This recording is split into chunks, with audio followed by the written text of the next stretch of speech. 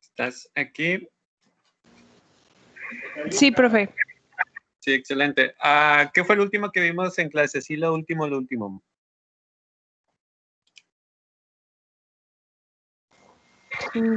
Creo que... A ver, deje chico mis apuntes. Por favor.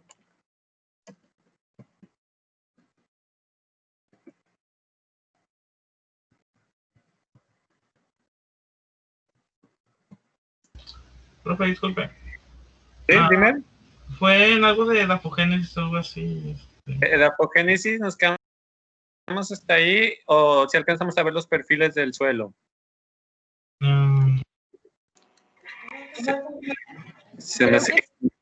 Creo que sí, profe, lo de los perfiles del suelo. A ver, ¿cuáles son los perfiles del suelo?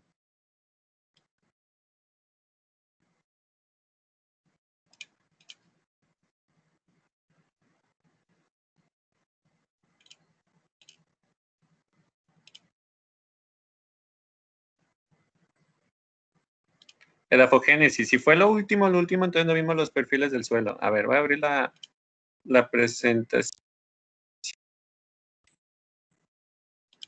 Y a ver, vimos esta imagen. Sí. Ok.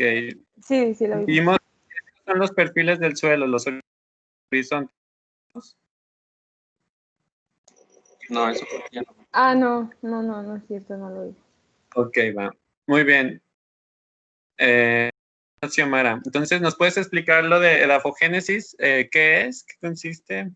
¿Por qué se llama así?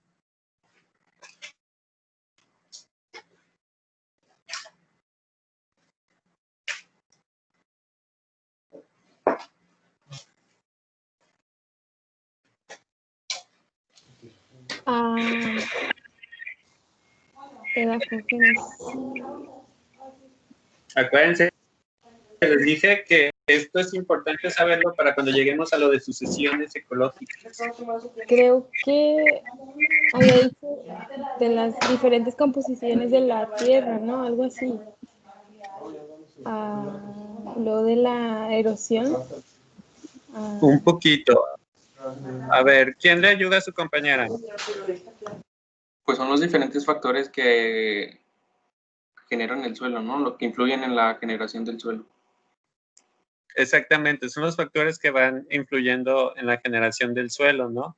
Entonces, hace que parta de una roca hasta que, pues que se ve un suelo como tal. Entonces, vimos este ejemplo de aquí, ¿verdad? Entonces, yo les decía que aquí pues ya es un suelo formado, obviamente erosionado porque pues hay sobrepastoreo.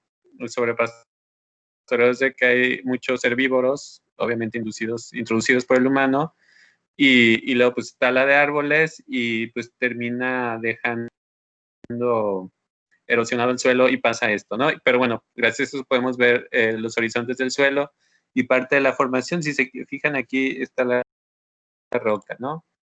Entonces, aquí también dice algo muy importante, que es la topografía, ¿no? Entonces, por ejemplo, aquí la topografía hace que parte de estos suelos pues se vayan formando a partir de estas rocas, ¿no?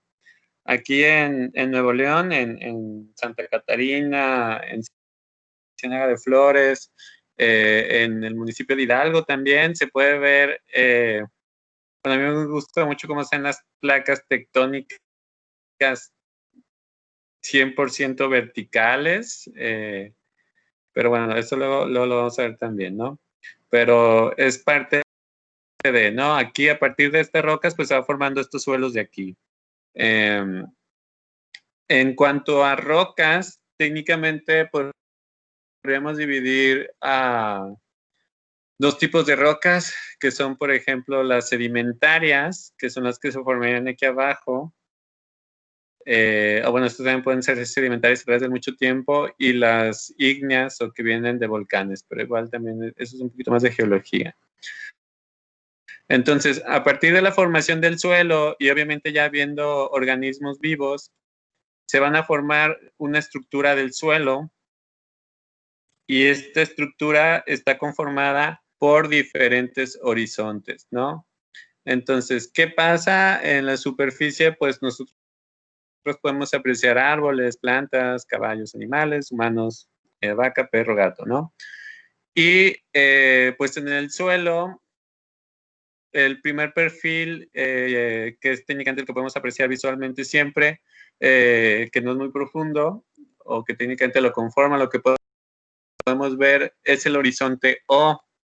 Este horizonte está formado por la materia orgánica reconocible, o sea, hojas, animales muertos, ramas, es lo que nosotros podemos reconocer, ¿no? Después viene una capa que es, o bueno, el horizonte A, es muy mineral, mezclado con humus. El humus es la materia orgánica ya degradada, y la característica principal de este horizonte A es de que tiene un color oscuro, ¿no? Por el humus. Luego viene una zona de transición. Esta zona de transición, aquí viene un poco grande, pero generalmente es chiquita. Alexa, cállate. Gracias. Perdón. Ok, es una zona de chica, es un poquito más clara, como, bueno, no, aquí no viene. Pero bueno, esta zona de transición es muy arcillosa. Ahorita vamos a ver la importancia de la arcilla. Aquí se pierden muchos de los metales, porque es, como les digo, una zona de transición y aquí mucho del humus, la materia orgánica baja hasta esta zona B. Esta zona B es importante. Aquí viene mucho del material lixiviado de todas las otras zonas, por eso se perdieron ya en la E. Es rico en silicatos, en arcilla también, en metales, bueno, como hierro, aluminio, sobre todo oxidados, materia orgánica. Ya hay poca materia orgánica, pero sí hay, ¿no? Muchas raíces pueden llegar hasta este horizonte, inclusive pueden llegar todavía más abajo, pero sí es normal que puedas encontrar inclusive raíces aquí, ¿no? Como se ve aquí. Y luego viene una zona C. Esta zona aquí técnicamente se nota todavía, todavía el suelo no está muy bien formado, se ven rocas, hay mucho calcio, hay mucho magnesio, hay muchas rocas carbonatadas, y luego lo final es la zona R. La zona R, o cama de roca, pues ya es el fondo, ¿no? A partir de esta zona se formó el suelo, ¿no? No necesariamente un ecosistema o un tipo de suelo va a tener todos estos. Por ejemplo, aquí en la imagen, si se fijan, no hay una zona de transición, o por lo menos no bien definida, ¿no? Genial, buenas noticias. Bueno, entonces, si retomamos esta imagen, tómense unos 5 minutos, vean la imagen, vean sus apuntes o abran la presentación que ya está que ya está guardada en la carpeta. Y en estos 5 minutos, Alexa, ¿cuántos 5 minutos? Díganme qué horizonte reconocen en esta diapositiva, en esta imagen, ¿no? Bueno, vamos a esperar que Alexa cuente. Mientras piensen.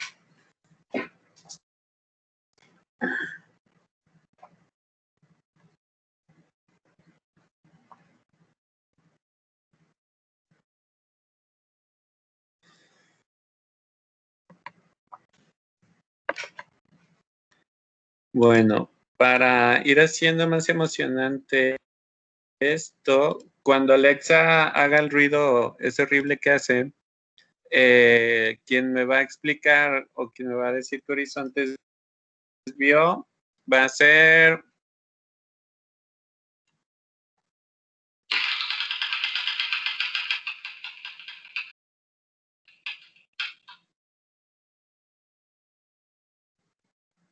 Cielo María Coronado.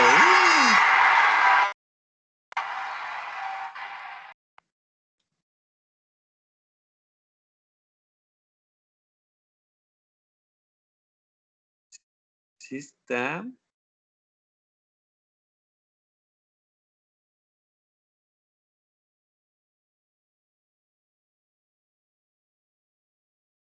No la veo, no está, ¿verdad?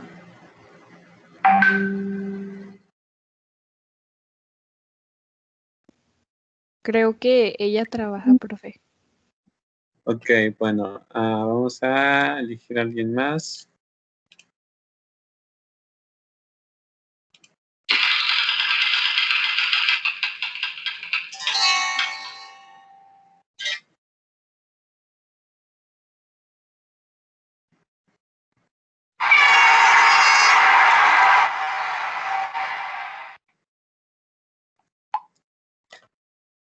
Y Samantha Abigail.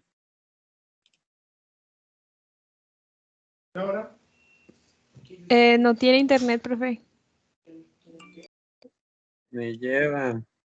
Ok, a ver, el que sigue, gracias por avisarme. Alexa, gracias. Bueno, Alma Guadalupe.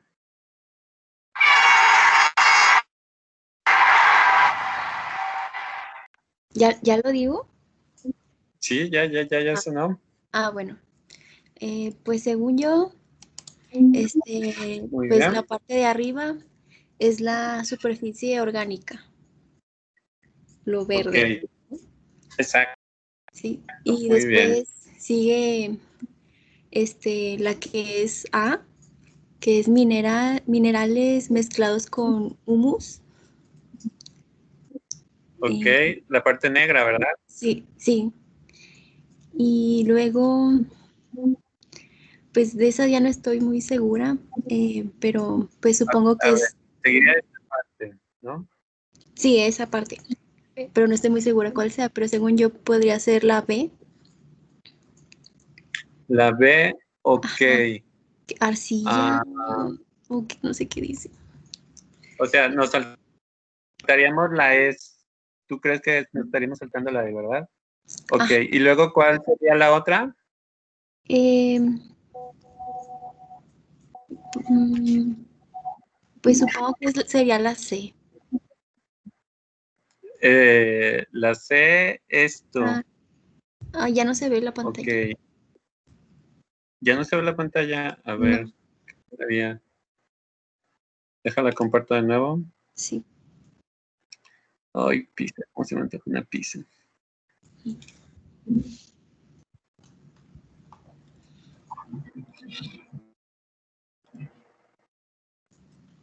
Ok, y luego la C, y luego Eh, pues la capa de la R, ¿no?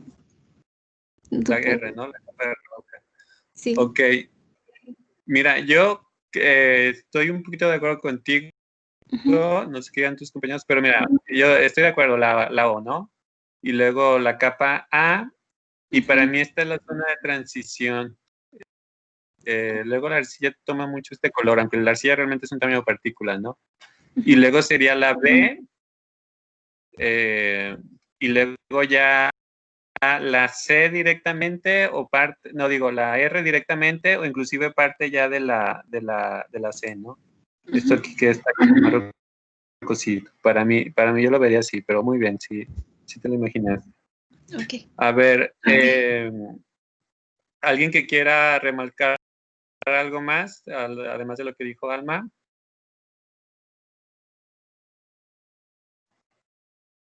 Bueno, Profe, yo tengo una duda. dime. Lo de la C y la R, no me queda claro cómo, o sea, cómo diferenciarlas. O sea, Ok, porque primero es la R y luego es la C. no, o sea, de arriba para abajo es primero la C y luego la R. La R es roca, solo roca. Y la R, la C es, pues sí hay ciertas acumulaciones, o sea, sí ves tierra, pero también hay muchas rocas, pero rocas como que más dispersas y generalmente es más clara, acumula mucho calcio y mucho magnesio, ¿no? Técnicamente se da la diferencia. Y la R, pues es roca, roca, roca tal cual, ¿no?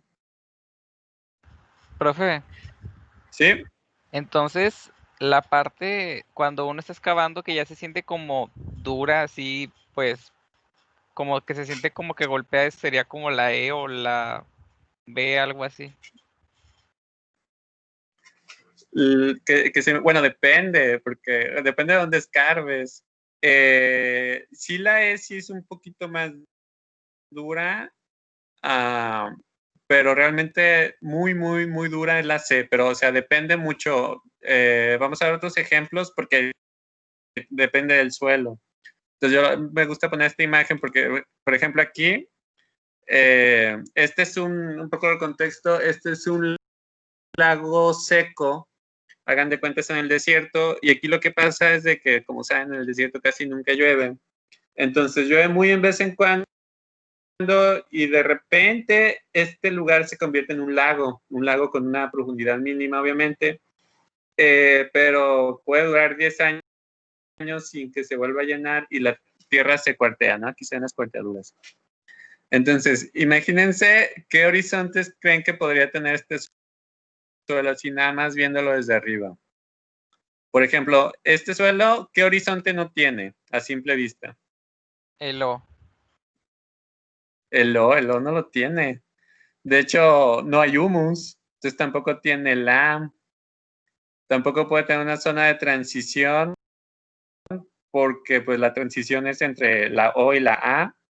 Entonces, técnicamente pues empieza en la B, si no es que en la C, porque el color sí es como que muy blanco, no sé. Luego me voy a poner a escarbar la próxima que vaya. Pero sí, es un... carece de varios de estos, ¿no? No forzosamente tiene que tener todos, como les digo.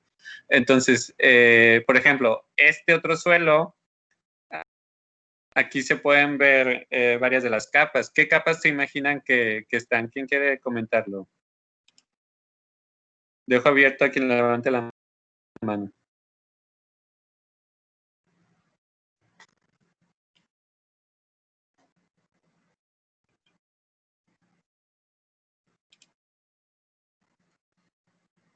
Pues está la O. La O es súper apreciable, ¿no? Ujú. Se puede ver el Estaría musgo, también la planta. Creo que se cortó poquito y no te entendí.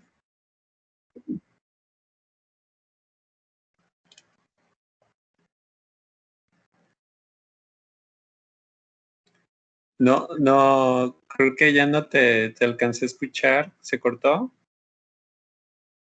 Ahí me escucho. Ahí te escucho perfectamente. Ok. Pues también tendría la de la capa de rocas, ¿no? Sí, Sí. de la C y la Y la C y E. la R. También yo creo que tiene un poquito de la O, digo de la O obviamente, sino digo de la A, pues abajo del musgo, ¿no? Toda esta tierrilla es ya de la A, pero si se fijan, la topología de la zona no permite que haya tantas capas, ¿no? Y bueno, tiene un poquito la erosión. Este es en el Cerro de la Viga en Arteaga, Coahuila.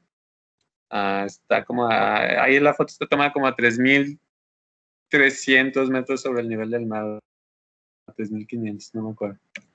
Bueno, en esta imagen vienen varios ejemplos ejemplificando las diferentes diferentes zonas y lo que les digo, que no forzosamente va a tener todas las zonas, ¿no?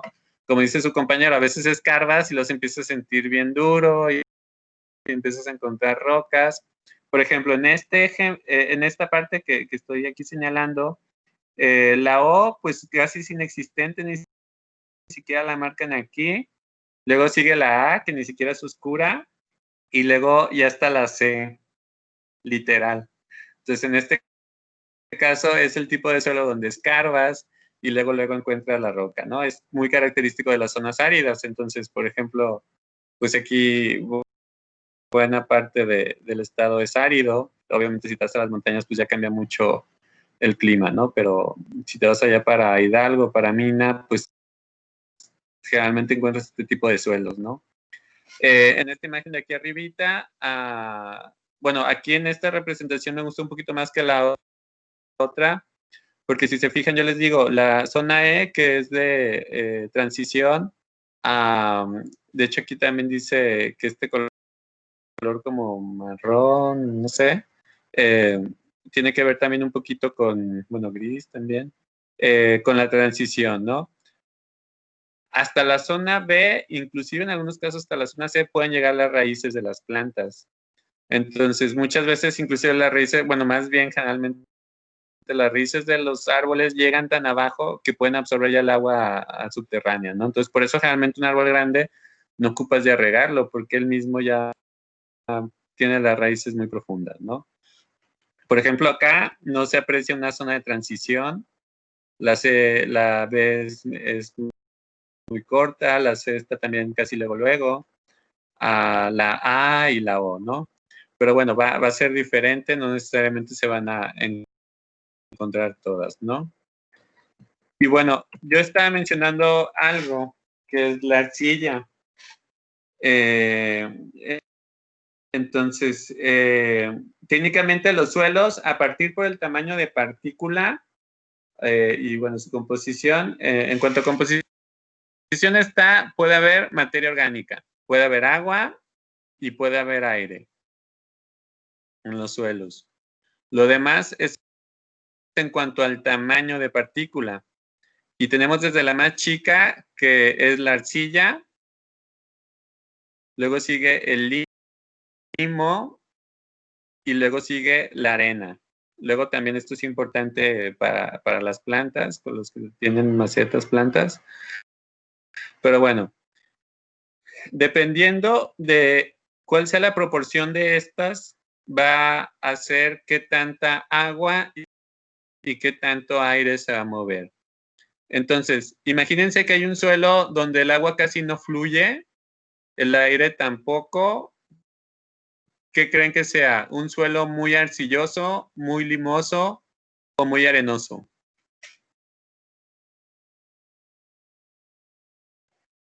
Dejo abierto al que quiera escribirlo o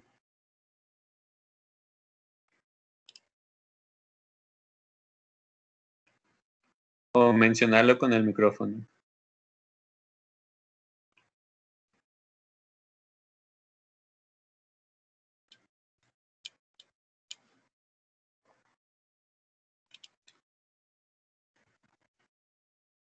Miren, por ejemplo, aquí en la imagen se ve las partículas más chiquitas.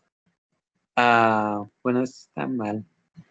Pero bueno, es arena. Técnicamente el limo sería esto, es un poquito más chico. Y lo más chico es la arcilla. Entonces, imagínense que quitamos la arena de aquí. Todo se va a compactar más y no va a poder haber un flujo de agua ni de aire y obviamente ni de microorganismos. Entonces, esto tiene que ver con el tamaño y algo que se llama la superficie específica. ¿Qué es una superficie específica? Pues es la superficie que tiene un objeto tridimensional. Por ejemplo, si nosotros pesamos tenemos una canica de 1 gramo. Imagínense, una caniquita de 1 gramo. Y sacamos su superficie, ¿no? A lo mejor tiene unos 2 centímetros cuadrados. Y luego hacemos lo mismo, pero ¿con qué? Sería chido poner de ejemplo. Con una esponja, así que es muy porosa. Obviamente todos los poros también representan superficie, ¿no? Entonces, ¿cuál va a tener más superficie? ¿La canica, que pesa 1 gramo, o 1 gramo, pero de la esponja? ¿Quién levanta la mano? A ver. Y Xiomara, tienes toda la razón, arcillosos. No lo había visto. Ok, grava gruesa, hay diferentes tamaños de grava. Ahorita voy a especificar un poquito más de eso. Bueno, ¿cuál creen que tenga una superficie específica más? ¿Una canica de 1 gramo o una esponja de 1 gramo? La esponja porque está menos compacta. ¿La esponja tiene mayor superficie o menos? Mayor. Exactamente, tiene mayor superficie. Entonces, con todos estos compuestos pasa lo mismo. Entonces, aquí si se fijan, la arena, 1 gramo de arena tiene una superficie específica de 0.0003 metros cuadrados, ¿no? El limo tiene 0.12 metros cuadrados por gramo, ¿no? Ahora, en el caso de la arcilla granulométrica, tiene 3 metros cuadrados, un mismo gramo. Y la arcilla fina, 1 solo gramo, tendría una superficie de 30 metros cuadrados. ¿Todos entienden este concepto de superficie específica?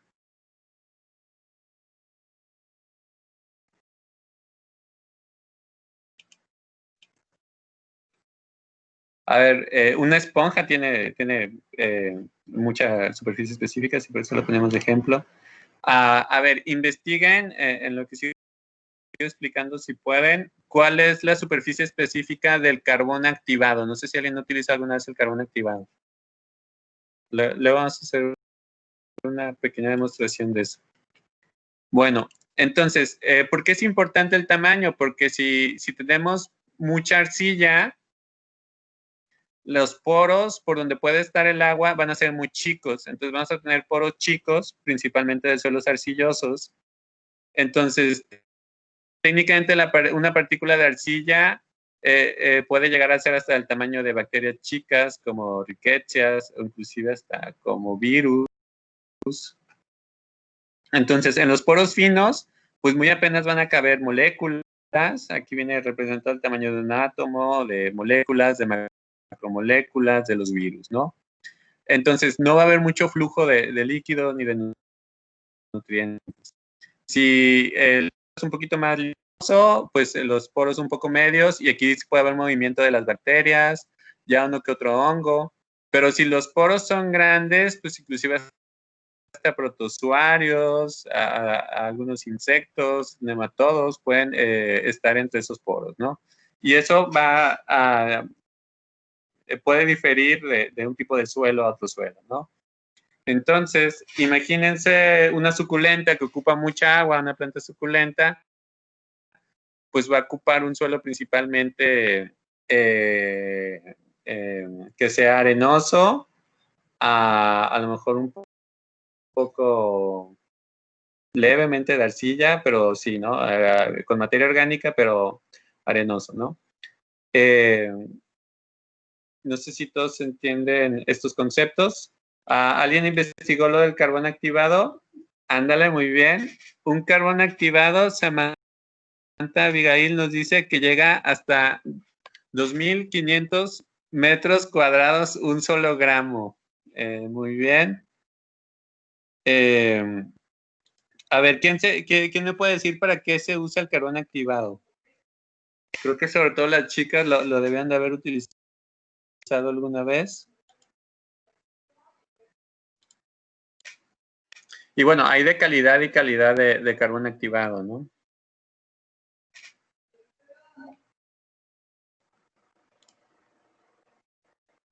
Pues Ok, muy muchos lo bien. utilizan para blanqueamiento de dientes. Ok, para blanquear dientes, porque como es poroso, pues raspa. Lo malo es de que luego también se puede llevar un poquito la encía. Toda esa superficie que tiene, esos, por ejemplo, 2.500 metros cuadrados, con esa superficie puede absorber más, puede absorber contaminantes, puede absorber suciedad, puede absorber malos olores porque siguen siendo partículas. Y, por ejemplo, aquí Carolina menciona que si es para intoxicaciones, de hecho, por ejemplo, si alguien prueba algo que lo está intoxicando, puede consumir un poquito de carbón activado. Ese carbón activado, pues va a absorber el contaminante, ¿no? De hecho, mucha gente también lo utiliza como mascarillas, como dice Viviana también, o en jabones, como dice Xiomara, o Natalia, para eliminar células muertas.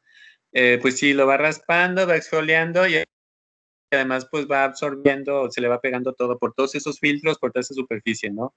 Para filtrado de agua, los mejores filtros son de carbón activado, ¿no? Porque por esos poros se va atorando todos los contaminantes. Lo van a ver que vamos a hacer, cuando vemos lo de biorremediación, vamos a hacer un pequeño experimento, ¿no?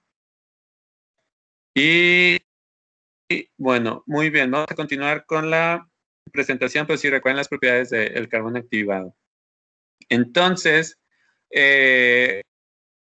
ya vamos un poquito a los seres vivos en los suelos, ¿no? Ya vimos los tamaños, ya vimos qué cabe dependiendo de el suelo, el tipo de suelo. Y pues llegamos a una parte muy importante en los suelos, que es la rizósfera. La rizósfera técnicamente es de los tejidos vasculares hacia a todo lo que está a unos 5 milímetros de las raíces. También pues podemos aquí apreciar una endorrizósfera, que es parte de las células de la raíz, y una ectorrizósfera, que es, como les decía, unos 5 milímetros, han caído autores, de la rizósfera, de la raíz, ¿no? Y el rizoplano, pues es toda la superficie de las raíces. Aquí luego vamos a ver unos organismos que se llaman las micorrizas, que son súper importantes en esto, ¿no? Lo vamos a ver en la simbiosis de plantas con microorganismos, específicamente hongos. Entonces, en una rizósfera hay mayor diversidad de organismos que en suelos donde no hay plantas. Es muy, muy diferente, ¿no? Y estas raíces pues, también van a ayudar a formar los suelos. Entonces, aquí vamos a encontrar, por ejemplo, bacterias, bueno, desde plantas parásitos, bacterias que tienen simbiosis con la planta o que tienen alguna interacción, por ejemplo, con los nematodos. Hay nematodos que se comen a las bacterias, hay nematodos que se comen a las raíces, hay nematodos que se comen a los hongos, pero también hay hongos que matan a los nematodos. Hay omicetos, que también son otro tipo de hongos. Hay alguno que otro artrópodo por ahí, hay algunos que se comen las raíces, pero hay otros que se comen otros artrópodos. Hay, por ejemplo, los rodacacas, que lo que hacen es ruedan cacas. Pero bueno, técnicamente, pues, escarban y meten las cacas, hacen sus agujeritos y pues eso ayuda a fertilizar el suelo. Luego vamos a hablar un poquito más de ellos, ¿no? Y va a haber interacciones inclusive entre raíces de plantas. Hay unos microorganismos que son las micorrizas y estas hacen que las hifas de estos hongos, de las micorrizas, técnicamente es como una extensión de la raíz de las plantas. Y ahora se sabe que inclusive pueden comunicar una planta A con una planta B, e inclusive irle pasando algunos nutrientes como minerales a la planta B si ésta lo necesita a través de la simbiosis de estos hongos, ¿no? De las micorrizas. Bueno, aquí son diferentes tipos de raíces. Los suelos son muy importantes. Si se fijan, pues nosotros vemos técnicamente la mitad de las plantas, pero hay una mitad muy importante abajo que está absorbiendo agua, está absorbiendo minerales, sales, nutrientes que pues no se pueden absorber, bueno, nitrógeno, que no se puede absorber por la atmósfera, ¿no? Por la atmósfera pues técnicamente nada más absorben pues dióxido de carbono, ¿no? ¿Y cuántos microorganismos hay en los suelos?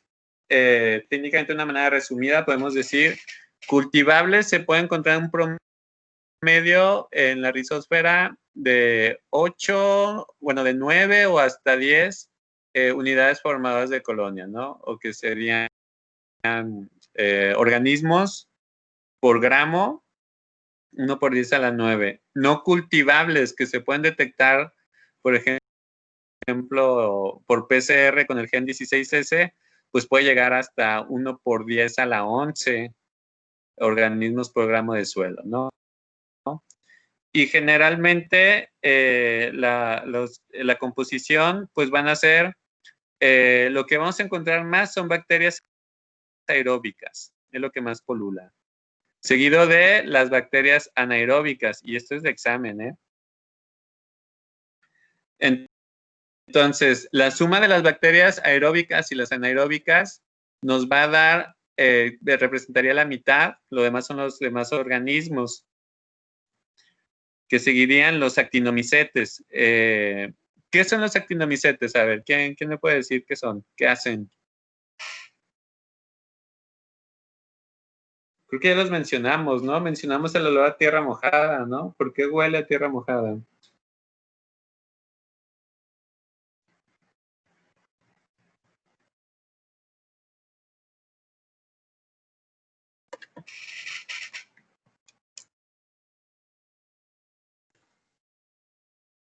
Maestro, Déjenme ver. ¿cuál fue la pregunta? ¿Sí? Los actinomicetos, ¿qué hacen?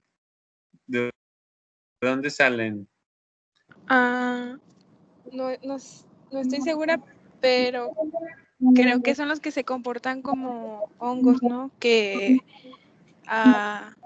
compiten por los nutrientes, compiten mucho por los nutrientes. Exactamente. Su crecimiento es tipo miceliar, como tú dices, parecen hongos, o sea, se ve como si fuera micelio, pero realmente son bacterias. Y los actinos realmente son bacterias de suelos. Son bacterias de suelo, de tierra, de suelo, y generan un compuesto cuando se empiezan a reactivar, cuando se empieza a humedecer, que se llama geosmin. Y este es el que da el olor característico de la tierra mojada. Por ejemplo, los streptomicetos son parte de los actinos. Antes, para que vean lo que son las simbiosis de plantas con animales, digo, con bacterias. No sé ni dónde ando, ¿no? Pero antes muchos de los fármacos que se utilizan ahorita que vienen de extractos de plantas, se pensaba que los producían las plantas. Ahora se sabe que realmente los producen bacterias endofitas de las plantas, ¿no? Que están en una simbiosis. Y muchos de estos son actinomicetos. Pero bueno, es parte de... Después, en cantidad, seguirían los hongos. Y lo que menos hay, pues son algas, ¿no? Aquí vamos a entrar a un término importante que es OTUS. OTUS, por sus siglas en inglés, es una unidad taxonómica operacional. Y esto se obtiene a partir de las secuencias 16S RNA ribosomal. Entonces, imagínense,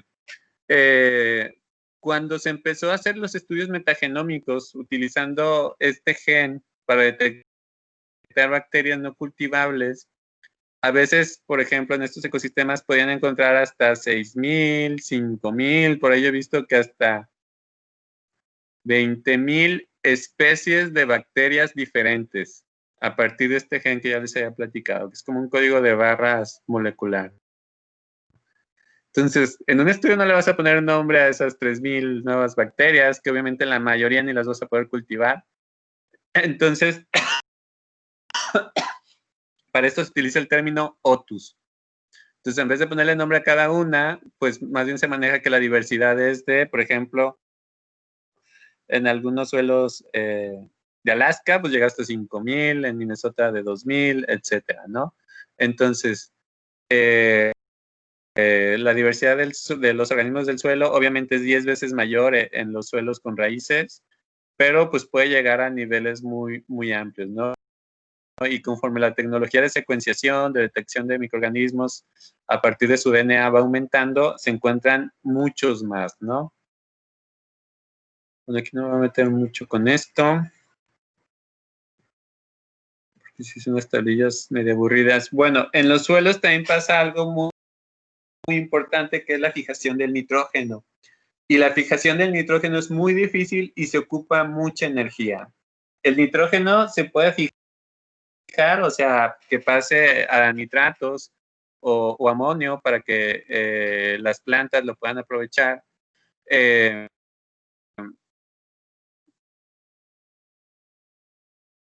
Pues va a pasar, se ocupa mucha, mucha energía para esta asimilación, ¿no? Entonces, hay una manera abiótica que ocurre en la atmósfera. Entonces, en la atmósfera, en el aire, por ejemplo, ¿qué proceso tiene tanta energía o qué se imaginan que tiene mucha, mucha energía que pasa, últimamente ha pasado seguido, como para que pueda convertir el nitrógeno en N2 por ejemplo, nitratos combinándose con el oxígeno o amonio combinándose con el hidrógeno del agua? ¿Qué se les ocurre que puede pasar? ¿Qué tiene tanta energía? Empieza con R. ¿Un rayo? Exactamente. Las tormentas eléctricas ayudan a fijar el nitrógeno. Entonces, cuando llueve, generalmente el agua de lluvia es mejor que las plantas por las tormentas eléctricas, comparado, por ejemplo, con el agua de pozo. Y pues la otra es la fijación del nitrógeno por bacterias. Hay bacterias libres en el suelo fijadoras de nitrógeno y hay otras que también son muy importantes del género Rhizobium que tienen una simbiosis con plantas, específicamente con las leguminosas. Pero para fijar una sola molécula de nitrógeno, una sola molécula de nitrógeno se ocupan, si bien recuerdo, entre 16 y 18 ATPs. En bioenergética eso es una cantidad enorme de ATPs. Entonces, una vez fijado ese nitrógeno es súper importante. Y pues ese nitrógeno fijado, pues lo absorben las plantas, lo utilizan las plantas, a los animales se la comen, los animales mueren, los descomponedores se los comen, y bueno, ahí va el flujo de nitrógeno. Pero vamos en el tercer parcial vamos a ver específicamente estos ciclos biogeoquímicos, ¿no? Hay otras bacterias medio raras, los de suelos, bueno, de roca técnicamente, que son los endolitos. Estos ayudan mucho a la formación de los suelos. Hay, por ejemplo, los criptoendolitos que viven en las porosidades de las rocas, los chasmoendolitos que viven en fisuras de las rocas y los euendolitos que mediante su movimiento y ácidos que pueden generar ellos mismos van degradando la roca y técnicamente pues se van como que resguardando dentro de la roca, ¿no? También curiosas esas bacterias, ¿no? Y pues otros hábitats de los suelos pues son importantes, pues son las cuevas. En las cuevas, por ejemplo, pues no debería haber muchos nutrientes, pero los murciélagos, y es parte del ciclo del nitrógeno, porque en sus heces va mucho nitrógeno, va fósforo, van metiendo a través de sus excrementos lo que llamamos guano, que es súper nutritivo, de hecho se utiliza como fertilizante, y eso genera que en las cuevas pueda haber más formas de vida, ¿no? Y por su metabolismo, por ejemplo, por la producción de dióxido de carbono y metano, se sabe que puede haber microorganismos muy, muy, muy por debajo del suelo, o sea, inclusive entre placas tectónicas, entre las porosidades, se han encontrado microorganismos en yacimientos de petróleo también, entonces puede haber microorganismos muy, muy profundos, pero obviamente su metabolismo es muy lento, obviamente son anaerobios, ¿no? o quimioautótrofos. Bueno, hasta aquí vamos a dejar la clase. No sé si alguien tenga alguna duda.